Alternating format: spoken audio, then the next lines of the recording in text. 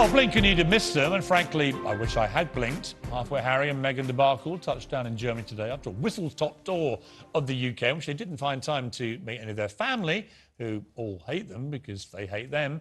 They did meet a lot of strangers, of course, and Meghan was supposed to be lecturing young people about equality, which is her favourite subject from her Californian mansion. But instead, she stuck to her specialist subject, the one she currently really loves, which is talking about herself.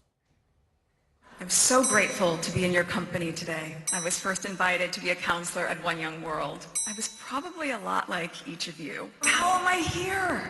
And there I was the girl from Suits. And I was surrounded by world leaders. I was so overwhelmed by this experience. I think I even saved my little paper place card. Proof that I was there, I belonged.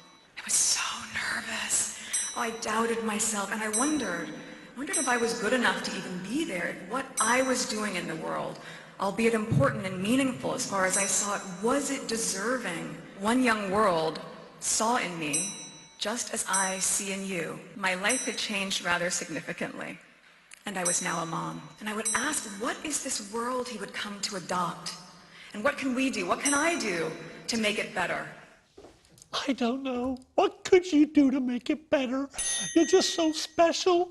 And how did you get to sit at the top table with all the world leaders, Meghan? Oh, could it be because you married a British prince and then dragged him out of his country off to your California mansion to fleece your royal titles? Anyway, 54 times she mentioned herself in a 7-minute speech. Even I haven't done that in a speech. That gives you some idea of the scale of the Netflix narcissist. My question really is, how can they be allowed to do this? To run around like a rival royal family, including in this country, a country they've been trashing, with a monarchy they've been trashing, with a royal family they've been trashing. Why do we let this happen? I want to go to New York Post columnist Maureen Callahan. We're waiting very patiently. Maureen, welcome to the show. Great to have you on. You wrote a absolute... Thank you for having me. You wrote one of the all-time great tub-thumping, excoriating pieces about this last week, which I read on holiday. Kind. I thought even I couldn't have written one quite as savage. So congratulations. But tell me, what is... I mean, because there's been this kind of mythology that in America they all love Meghan Markle and are proud of her for coming over here and stealing Harry and so on. What is the reality? This is a common misconception that the Brits have. I understand why, and I can promise you nothing could be further from the truth. Even, you know, that profile that I columned on ran in New York Magazine, and it attracted hundreds and hundreds and hundreds of comments immediately. Now, that is a self-selecting group of woke, leftist, self-identified social justice warriors, and they were piling on Meghan as a liar, as an insufferable narcissist, as completely inauthentic, as who does she think she is? She married into this family. All she does is trash them. She's a hypocrite. She's trying to monetize her own children off the backs of the royal family, the ailing queen. So that piece, you know, it's not the first time I've written about Meghan. It certainly won't be the last, but that piece really hit a nerve. I mean, the problem, Maureen, is as a country, the United States has now sent 2 women to our royal family, Wallis Simpson and Meghan Markle. The first one led to an abdication. We didn't and the send second her, one might be Piers. leading to the end of the monarchy. You guys took her. We need better quality American women.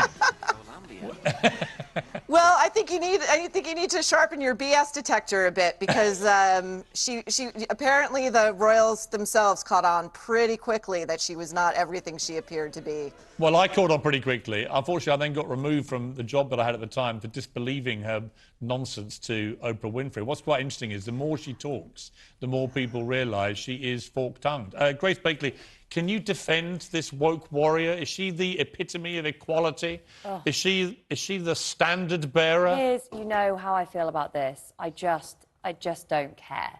Like, you know, I find it when people like Meghan Markle are held up as you say, the standard bearers of feminism and, you know, social justice, ridiculous, because she is obviously so far removed from the concerns and troubles of the vast majority of women, and this idea that we have now among, you know, certain parts of the liberal, by the way, not left or socialist, liberal elements of politics, is that, you know, we need, you know, rich women to like lean in and give inspirational speeches and kind of show everyone else how to be. But ultimately, it's just the same part of this like weird cult of celebrity that distracts people from the real issues that are affecting their lives. And I couldn't agree I'm more. a Republican. I don't care. I couldn't agree more. Richard? I thought she'd left the United Kingdom Right. for privacy and to get away from the royal family so she didn't have to go to those sort of charity events that she went to last night. But now she's back talking about herself. And you're thinking, well, hang on, so are you staging a comeback? As you say, is it a rival sort of royal gig? What is going on? And what is going, honestly, what's going on with Harry here? I was told on good authority yesterday that Charles in particular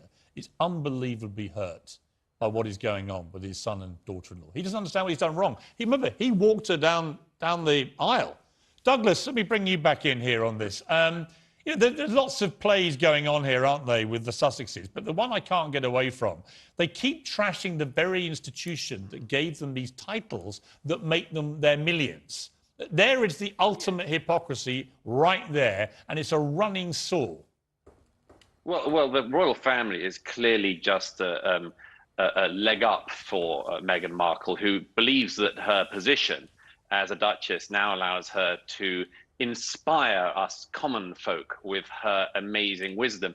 Unfortunately, as we just saw again from that speech, her wisdom is from the school of Hallmark cardsism.